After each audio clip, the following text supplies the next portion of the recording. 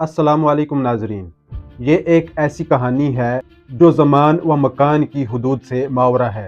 اصحاب الرقیم ایک گروہ جو ایمان کی خاطر دنیا سے کنارہ کش ہو گیا، اللہ کی حفاظت میں صدیوں تک غار میں سویا رہا۔ قرآن میں بیان کردہ یہ واقعہ ہمیں ایمان، قربانی اور اللہ کی قدرت کی بے مثال قربانیوں کی یاد دلاتا ہے۔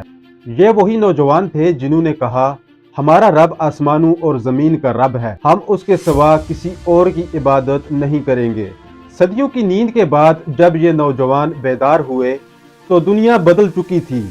ان کے سکے اور ان کا حال اور ان کا ایمان لوگوں کے لیے قیامت کے دن کے لیے ایک یاد دہانی بن گیا۔ اصحاب الرقیم کی کہانی ہمیں اللہ کی قدرت اور قیامت کے دن دوبارہ زندہ ہونے کی حقیقت کا یقین دلاتی ہے۔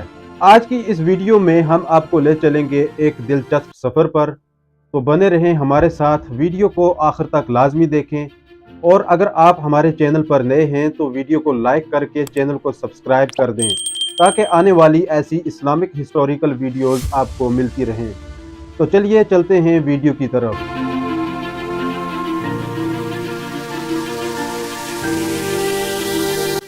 اصحاب الرقیم کا ذکر سورہ کہف میں آیا ہے، جو ایک پر اسرار اور دلچسپ واقعہ ہے۔ قرآن مجید میں ان کے بارے میں زیادہ تفصیل نہیں دی گئی، لیکن مفسرین اور اسلامی روایات میں ان کے قصے کے مختلف پہلو بیان کیے گئے ہیں۔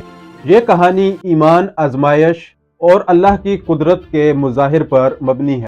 سورہ کہف کی آیات 9 سے 12 میں اللہ تبارک و تعالیٰ فرماتے ہیں، کیا تم نے یہ سمجھ رکھا ہے کہ غار اور رقیم والے ہماری نشانیوں میں سے کوئی عجیب چیز تھے؟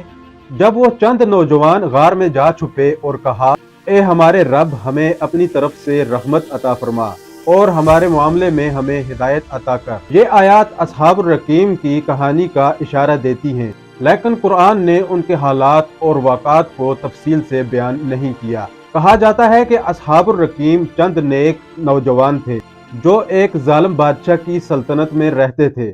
بادشاہ نے حکم دیا کہ تمام لوگ بتوں کی پوجا کریں اور جو اس سے انکار کرے گا اسے قتل کر دیا جائے گا۔ یہ لوگ اللہ کی وحدانیت پر ایمان رکھتے تھے اور بت پرستی کو سخت ناپسند کرتے تھے۔ جب بادشاہ کو ان کے ایمان کا علم ہوا تو اس نے انہیں گرفتار کرنے کا حکم دیا۔ اپنی جان اور ایمان کی حفاظت کے لیے یہ لوگ اپنے علاقے کو چھوڑ کر ایک غار میں پناہ گزین ہوئے۔ ان کے ساتھ ان کا ایک کتا بھی تھا جو ان کے ساتھ غار کے دہانے پر بیٹھ گیا۔ غار میں داخل ہونے کے بعد ان نوجوانوں نے اللہ سے دعا کی کہ وہ انہیں ظالموں سے محفوظ رکھے۔ اللہ نے ان پر ایک گہری نیند طاری کر دی اور وہ صدیوں تک اسی حالت میں رہے۔ قرآن کے مطابق اللہ نے انہیں 300 سال، قمری حساب سے 309 سال تک سلا دیا۔ اللہ نے ان کے جسموں کو محفوظ رکھا اور ان کی حفاظت کے لیے غار کے ماحول کو خاص بنایا۔ قرآن بتاتا ہے کہ سورج کا نور غار کے دہانے سے گزرتا، لیکن وہ انہیں براہ راست نہیں چھوتا تھا۔ ان کے جسموں کو خراب ہونے سے بچانے کے لیے اللہ نے ان کے پہلو تبدیل کیے تاکہ ان کا جسم ایک ہی حالت میں نہ رہے۔ صدیوں کے بعد اللہ نے انہیں نیند سے بیدار کیا۔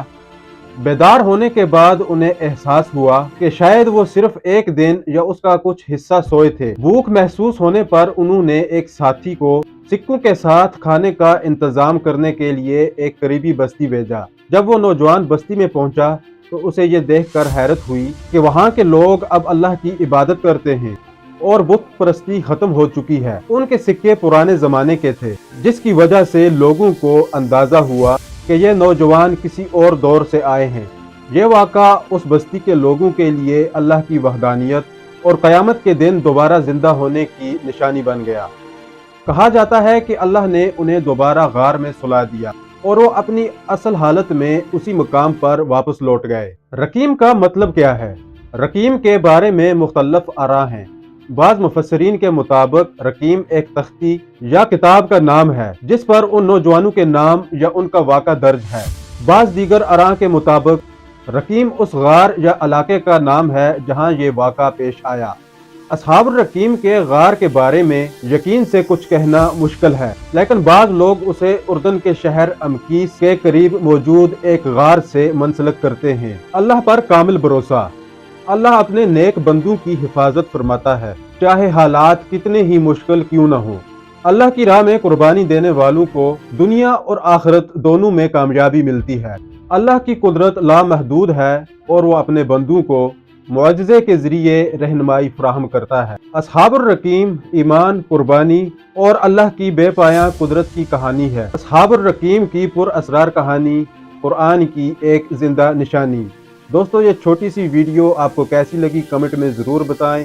ملتے ہیں ایک اور نئے موضوع کے ساتھ، تب تک کے لیے اللہ حافظ۔